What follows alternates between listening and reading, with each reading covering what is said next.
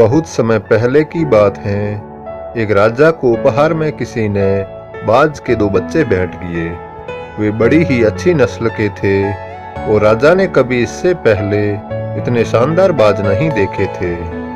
राजा ने उनकी देखभाल के लिए एक अनुभवी आदमी को नियुक्त कर दिया। जब कुछ महीने बीत गए तो राजा ने बाजों को देखने का मन बनाया और उस जगह पहुंच गए जहां उन्हें पाला जा रहा था।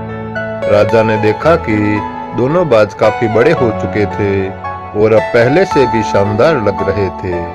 राजा ने बाजों की देखभाल कर रहे आदमी से कहा, मैं इनकी उड़ान देखना चाहता हूँ, तुम इन्हें उड़ने का इशारा करो। आदमी ने ऐसा ही किया।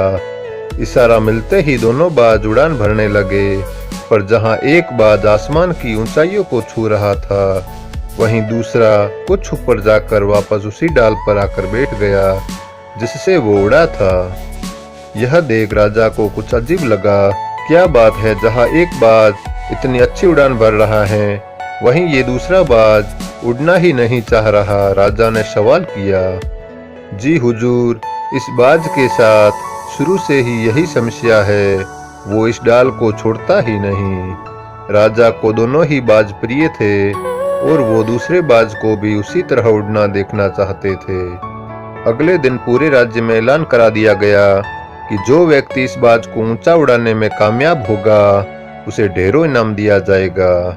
फिर क्या था, एक से एक विद्वान आए और बाज को उड़ाने का प्रयास करने लगे, पर हफ्तों बीत जाने के बाद भी बाज का वही हाल था। वो थोड़ा सा उड़ता और वापस डाल पर आकर बैठ जाता। फिर एक दिन कुछ अनोखा हुआ। राजा ने देखा कि उसके दोनों बाज आसमान में उड़ रहे हैं। उन्हें अपनी आंखों पर यकीन नहीं हुआ और उन्होंने तुरंत उस व्यक्ति का पता लगाने को कहा जिसने ये कारनामा कर दिखाया था। वह व्यक्ति एक किसान था। अगले दिन वह दरबार में हाजिर हुआ। उसे इनाम में स्वर्ण मुद्राएं भेंट करने के बाद राजा ने कहा, मैं तुमसे बहुत प्रश्न हूँ, बस तुम इतना बताओ कि जो काम बड़े बड़े विद्वान नहीं कर पाए वो तुमने कैसे कर दिखाया। मालिक, मैं तो एक साधारण सा किसान हूँ, मैं ज्ञान की ज्यादा बातें नहीं जानता। मैंने तो बस वो डाल काट दी जिस पर बैठने का बाज आदी हो चुका था, और जब वो डाल ही नहीं रही तो वो भी अपने साथी के साथ ऊपर उड़ने लगा।